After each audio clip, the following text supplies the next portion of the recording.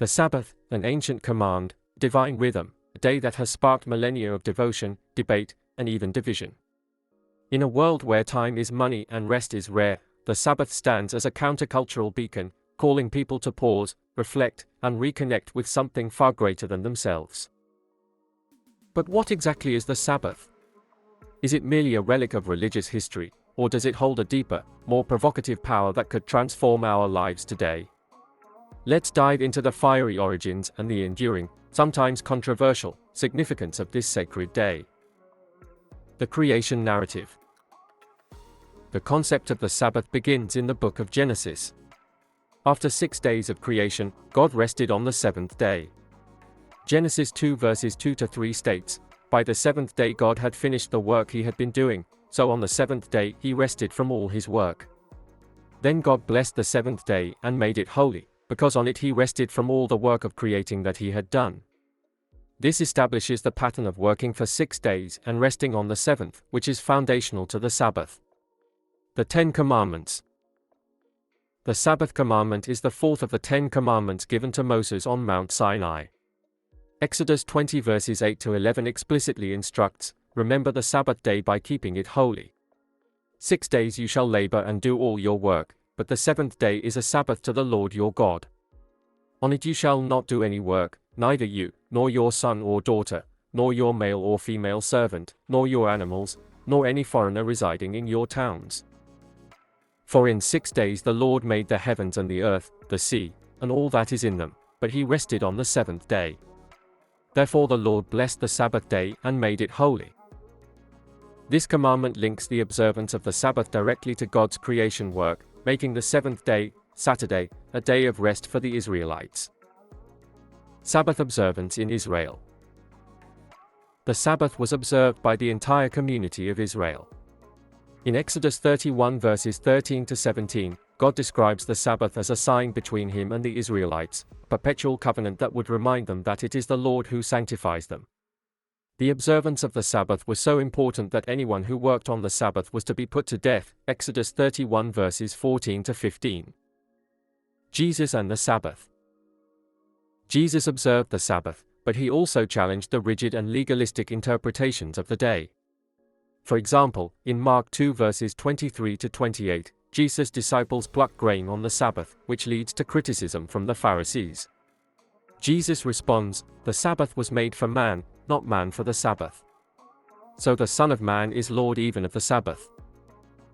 Jesus performed healings on the Sabbath, which was controversial.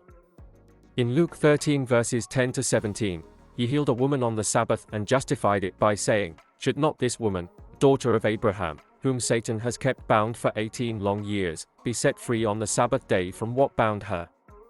These actions and teachings of Jesus suggest that the Sabbath should be a day of mercy, compassion, and meeting human needs, rather than strictly following rules. A shift in observance.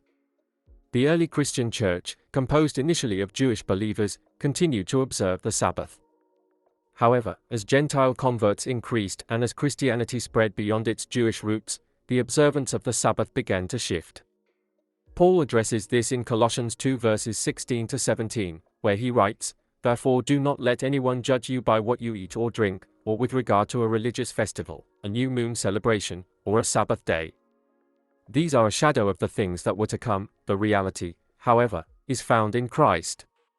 This suggests that the specific observance of the Sabbath was no longer seen as obligatory for Christians. Sunday as the Lord's Day. The practice of meeting on Sunday, the first day of the week, began in the early church as a way to honor the resurrection of Jesus, which occurred on a Sunday. Acts 20 verse 7 mentions the disciples coming together on the first day of the week to break bread, and in 1 Corinthians 16 verse 2, Paul instructs the believers to set aside money on the first day of the week. By the 2nd century, Sunday had become widely recognized as the Lord's Day within Christianity, symbolizing the new creation brought about by Jesus' resurrection. This shift in practice from Saturday to Sunday became formalized over time, especially after Christianity became the dominant religion in the Roman Empire. Judaism. In Judaism, the Sabbath, Shabbat, remains strictly observed from Friday evening to Saturday evening. It is a time of rest, family, prayer, and worship. Orthodox Jews refrain from any form of work, including cooking, traveling, or using electronics, in order to keep the day holy. Christian denominations. Seventh-day Adventists. This Christian denomination continues to observe the Sabbath on Saturday, seeing it as a commandment that remains in effect and as a vital part of their faith. Mainstream Christianity. Most Christian denominations, including Roman Catholics, Orthodox Christians, and most Protestant groups, observe Sunday as their day of worship. This day is seen as a celebration of Jesus' resurrection and a day for communal worship, rather than a strict rest day like the Sabbath in Judaism. Debates and interpretations. There are ongoing theological debates among Christians about the significance of the Sabbath and whether the specific day, Saturday or Sunday, is critical to its observance. Some groups argue for a return to Saturday observance, while others focus on the principle of rest and worship rather than the specific day. The Bible clearly designates the Sabbath as the seventh day of the week, which corresponds to Saturday. The Sabbath was originally a day of rest, worship, and covenant remembrance for the Israelites, rooted in the creation story and formalized in the Ten Commandments. In the New Testament, Jesus reinterprets the Sabbath, emphasizing its purpose for human benefit and mercy. The early Christian church gradually shifted from Sabbath observance on Saturday to worship on Sunday, the Lord's Day, in honor of Christ's resurrection.